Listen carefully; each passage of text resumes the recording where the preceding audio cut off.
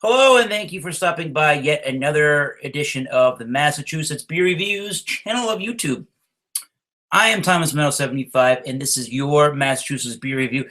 And despite the fact that the New England Patriots are on right now, I am going to review a New York, New York state beer. Now, the Patriots are winning 13-10 in the third quarter, so not great, but they're still doing all right, and hopefully me reviewing a New York beer will not stifle them any. This one comes from a brand I bet you'd never heard of. It's called Captain Lawrence Brewing Company. It is their Hop Commander IPA. 6.5% alcohol by volume and 65 IBUs. They are from Elmsford, New York. And the information that I understand, due to going to a tasting that they had at the Julio's Liquors in Westboro, Massachusetts, the week before Thanksgiving, they say that they're trying to create a West Coast style single IPA here. And the guy that was hosting the beer tasting was talking about how this is his ideal flavors for an IPA. So West Coast is the theme in mind. They say the core of every great India Pale Ale are hops that give it its heart and soul. Hop Commander IPA gets its name from the ultimate hop harvesting vehicle and pays tribute to the ingenuity, creativity, and hard work of the hop farmer. Yeah. Scott Vaccaro, I guess, is the name of the gentleman that founded their brewery, the Captain Lawrence Brewery.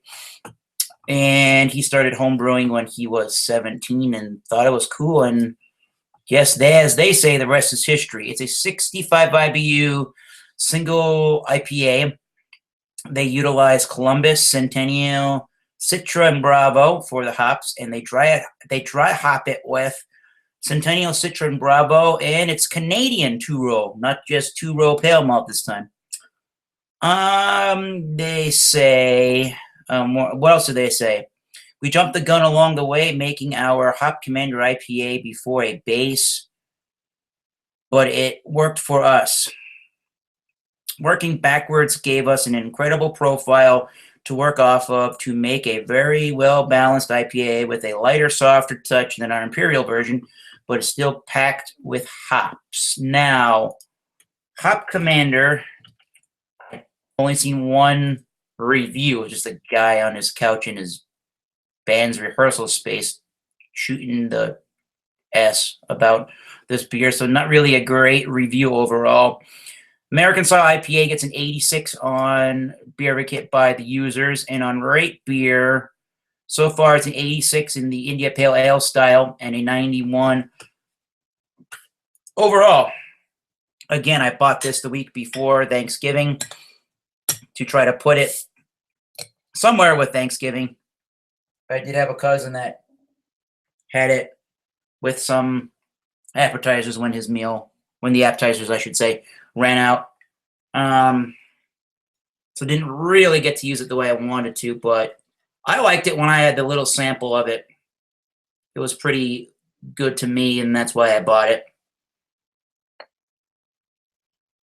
The rep was pretty passionate about it, and it seemed like he knew what he was talking about. Here's the cap. Kind of cool. There's a little barrel on it. And it's definitely a hazy-looking IPA. It's got the hazy, orangey, lemony, yellow hybrid mix to it, and it's a extremely white.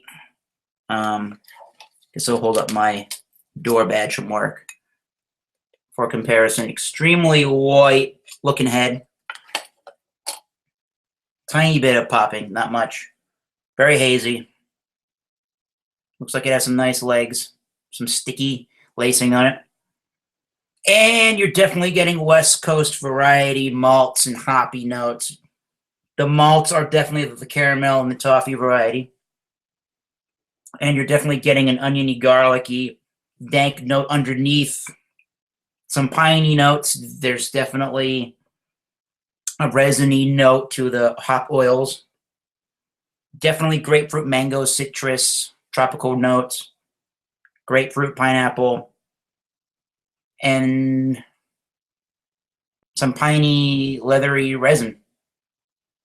Doesn't smell overly alcoholic at 6.5. I'm not really getting those notes like a double IPA, but it definitely smells like a West Coast IPA for sure. Let's try it on camera.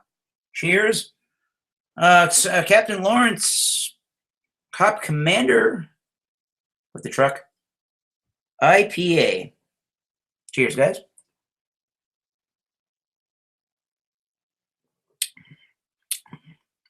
Yeah, it's definitely West Coast. It definitely has the notes of toffee and caramel in the malt department. It's definitely there's a bready, biscuity, not biscuity, there's definitely a white bready kind of a note going on. There's definitely a light amount of that dank onion garlicky note. And there's definitely some hop oil resins that stick around for a while in the mouthfeel. And it's definitely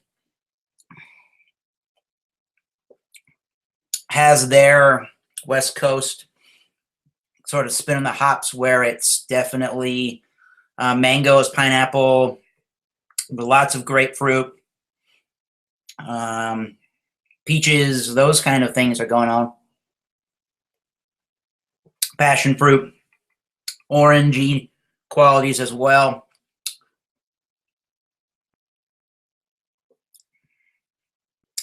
Yeah, and that resiny dank note is the very last thing to fade away from this beer. It's pretty, I'd say it's pretty crisp, not overly carbonated. It takes a while for those resiny, oily notes to fade away. So not the cleanest IPA, but you're getting what you expect out of it.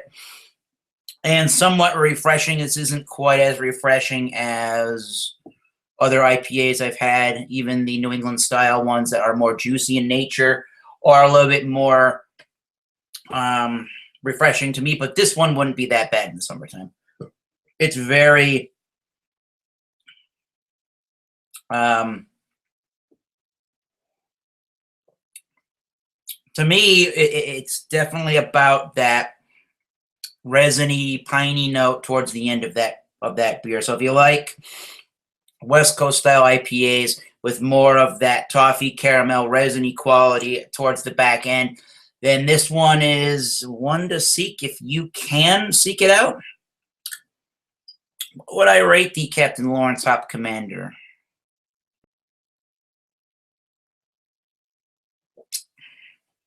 I think as far as another player is concerned, as far as it's concerned to have another player in the West Coast variety of IPAs, this one is right up there with the rest of them.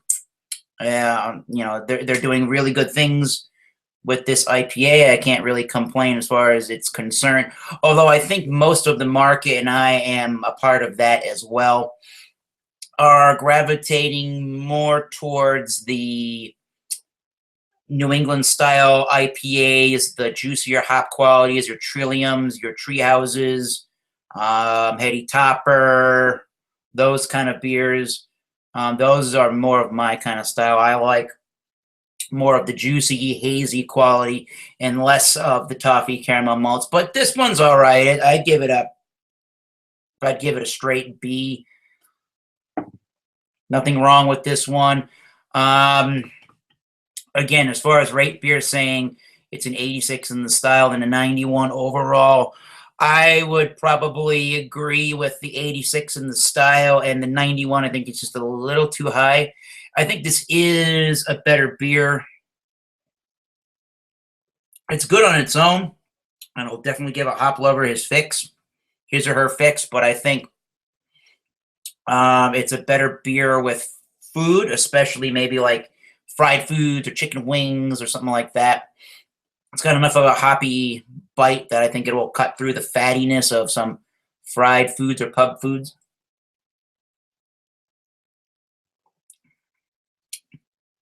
It's not the smoothest IPA, but eventually it dries out. I don't know what else to say about that. I'm going to give that, yeah, an 89 overall, I guess, or an 89, an 85 overall. I guess they also, the Captain Lawrence Brewing Company, I guess they also specialize.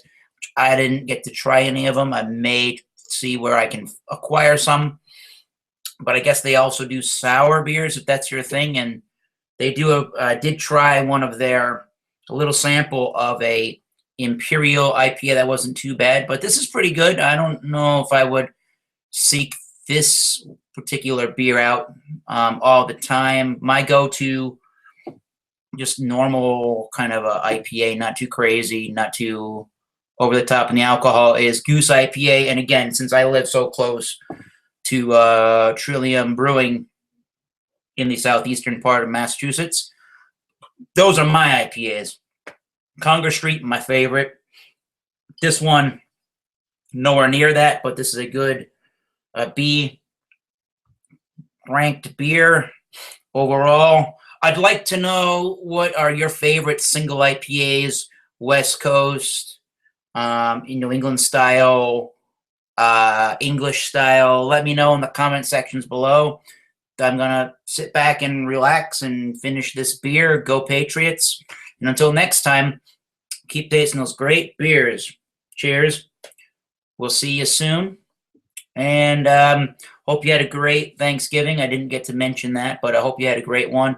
And if you're in Canada, sorry you don't have Thanksgiving. Have a good Christmas. Yeah, we'll be in touch about that. Cheers, everybody.